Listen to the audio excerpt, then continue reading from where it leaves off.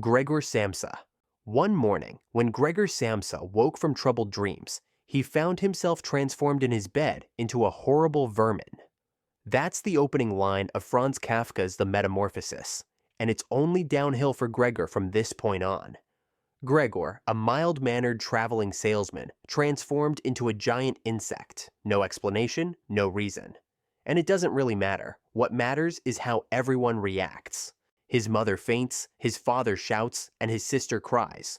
All normal, rational human reactions to finding out your loved one has turned into a monster. And then there's Gregor, stressing about missing work, because Gregor is still in there. He understands everything but is unable to speak, trapped in a body that is no longer his. And he worries about his job, because Gregor is the breadwinner of the family. His entire identity is built on sacrifice. He works a soul-crushing job to support his family, and dreams only of sending his sister to the conservatory. After the metamorphosis, the people he once loved and provided for turn on him. He is no longer a source of income. Now he is a financial liability.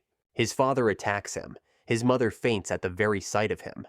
And his sister, who initially tries to take care of him, eventually turns cold and calls him a monster too. Gregor becomes a prisoner in his own home. He can't eat regular food, so he stops eating. He spends his days crawling up the walls and looking out the window. No longer seen as a person, he's neglected and left to rot.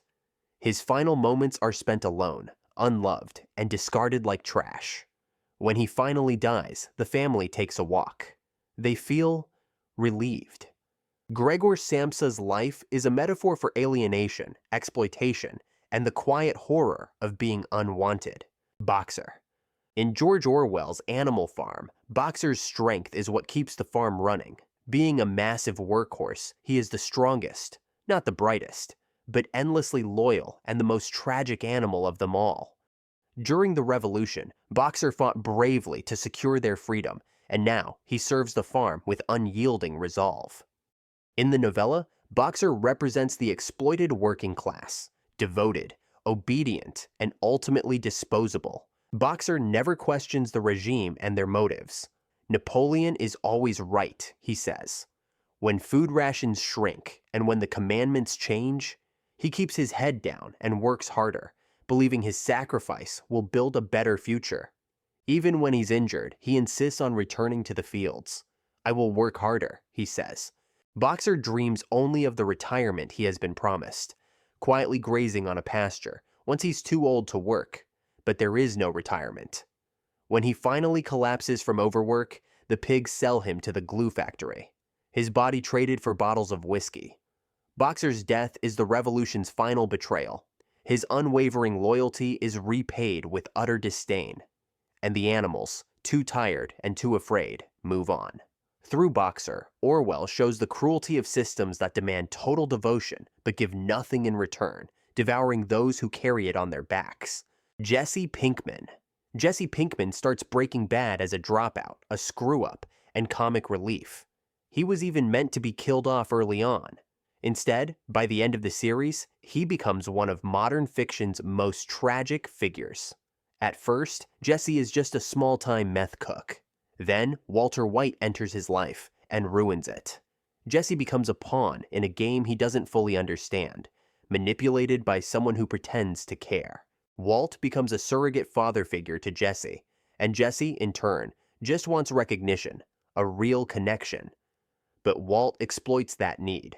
He builds Jesse up when he's useful and tears him down when he's not. He lies to him, lets Jane die, and even poisons a child, all to keep control. Jesse ends up beaten, enslaved, addicted, and utterly traumatized. All he ever wanted was love and belonging. But everyone he cares about either shuns him or ends up dead. Jesse is a human in a world full of monsters. Unlike Walter, Jesse feels everything. He is forced to kill, but never becomes numb. The guilt and grief eat away at him. He tries to get clean, to escape, but the world keeps dragging him back in. Eventually, he's caged, chained like a dog, forced to cook meth for neo-Nazis. The only recognition he ever gets is when his product is declared just as pure as Walt's, while he makes it as a slave. Jesse had potential, but he made mistakes and ended up trapped in a world of cartels and killers, in way over his head. And when he finally escapes, his soul is as scarred as his face. Frankenstein's monster. He's often called a monster, but that's not his name, because he has none. In Mary Shelley's Frankenstein, he is simply known as the creature, brought to life by Victor Frankenstein in a burst of scientific ambition, then abandoned the moment he opens his eyes. Despite being born into a world that immediately rejects him, the creature begins with kindness. Left to fend for itself, the creature hides in forests, surviving on fruit and berries. Mary Shelley's own vegetarianism reflected in its gentle nature. It watches a poor family in secret, teaches itself to read, learns to speak, and longs to be accepted. But when it finally shows itself, it's beaten and chased away. Even when it saves a drowning girl, it's shot. Slowly, kindness curdles into rage. Rejected by everyone, even his own creator, the creature finds Victor's younger brother and kills him. When they meet again, the creature pleads, "I ought to be thy Adam, but I am rather the fallen angel. Misery made me a fiend." He asks for one thing, a mate, someone who won't recoil in horror. Victor agrees, but after getting cold feet, he destroys her before she comes to life. The creature responds by killing everyone Victor loves. In the end, Victor dies chasing him across the Arctic, and the creature, overcome with grief, disappears into the ice to die alone. Frankenstein's monster isn't evil by design. Victor himself describes how it looked at him like a newborn child. It had no name, no guidance, and no idea of right or wrong. A blank slate who becomes what the world makes him. His tragedy is not that he was created, but that he was abandoned, unloved, and denied even the chance to be good. Cassandra. Cassandra, daughter of the famous King Priam, appears in Homer's Iliad as a princess of Troy, one of the last to survive its fall. But her full tragedy unfolds in the Greek plays that followed. She was once favored by Apollo, who granted her the gift of prophecy. But when she rejected him, he cursed her. She would see the future with perfect clarity, and no one would ever believe her. Cassandra foresaw everything. She warned the Trojans not to trust the Greek gift horse. She cried out about the coming slaughter. She knew her city would fall, her people would die, but no one listened. Instead, they mocked her, dismissed her as mad. And so, Troy burned, just as she said it would. And her suffering didn't end there. Taken as a war prize by the Greek king Agamemnon, she was dragged back to Mycenae. She foresaw what would come next. Both she and Agamemnon would be murdered by his wife the moment they entered the palace. And still, no one listened. Then they were both slain, just as she said they would. Cassandra is a prophet without power. Her clarity becomes her prison, doomed to watch the world walk into the flames over and over again, to know the terrible future and be powerless to stop it. That's enough to drive anyone mad. John Coffey. John Coffey is a mountain of a man, towering, silent, and seemingly dangerous. But appearances lie. In Stephen King's The Green Mile, he's sentenced to death for the brutal murder of 2 little girls. Yet it becomes clear he didn't kill them. In fact, he tried to save them. And Coffey isn't just innocent, he's miraculous. He has the power to heal. He cures infections, brings mice back to life, and takes others' pain into himself. He is gentle, soft-spoken, childlike, and without an evil bone in his body. On death row, the guards begin to understand. Coffey is innocent, not just legally, but spiritually. He is a Christ-like figure in a place built for the damned. He doesn't belong on death row, but he accepts his fate anyway. The guards, realizing they are about to kill one of God's special creatures, offers him a chance to escape. He refuses it. When asked why he didn't run, he simply says, "I'm tired, boss." Tired of people being ugly to each other. John Coffey walks to the electric chair, knowing he doesn't belong in this world. And maybe the world doesn't deserve him. Hamlet. Prince Hamlet begins Shakespeare's tragedy as a thinker, not a killer. He returns to Denmark to find his father dead, his mother married to his uncle Claudius, and the crown stolen. Then a ghost appears, claiming to be his father, demanding revenge. From that moment, Hamlet is trapped. He's a philosopher asked to be an executioner. Hamlet doesn't charge into action. He hesitates and reflects. The ghost might be real, or it might be a demon sent to lead him astray. He agonizes over right and wrong, life and death, justice and damnation. At one point, Hamlet finds Claudius alone, praying, confessing.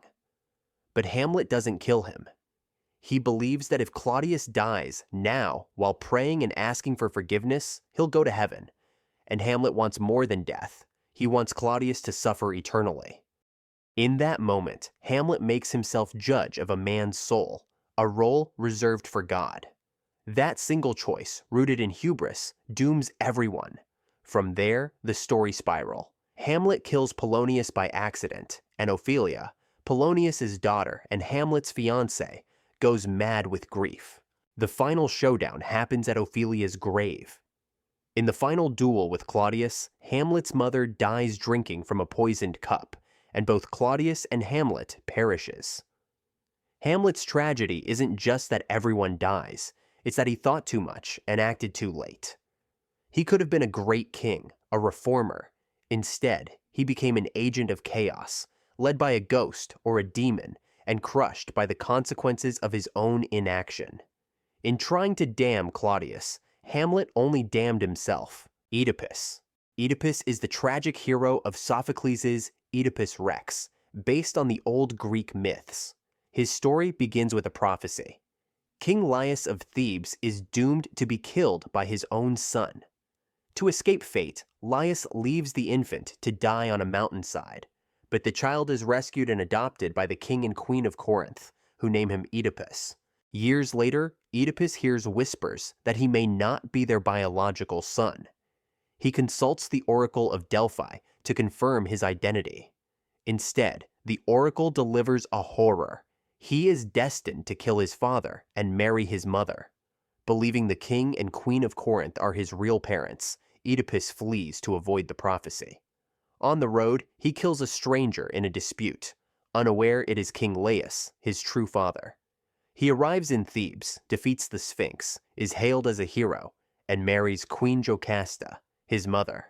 The prophecy has been fulfilled, and Oedipus doesn't even know it. And now the play begins. Years later, Thebes is gripped by a plague. The gods demand justice for the unsolved murder of Laius. Oedipus launches an investigation to cleanse the city. He is warned by the blind prophet Tiresias to stop. He won't like what he finds. But Oedipus refuses. He accuses Tiresias of conspiracy, mocks his blindness, and charges ahead. This is Oedipus's hubris, his refusal to listen to divinity, his belief that he can outwit fate. And in Greek tragedy, pride against the gods never ends well. The truth emerges, and Jocasta takes her own life. Oedipus blinds himself and begs for exile. He is punished by the gods for defying their will. In trying to escape his destiny, Oedipus walks straight into it, fulfilling the very curse he sought to avoid. That's it for now. Which character from fiction do you think is the most tragic? Let me know in the comments below. Thanks for watching, and cheers.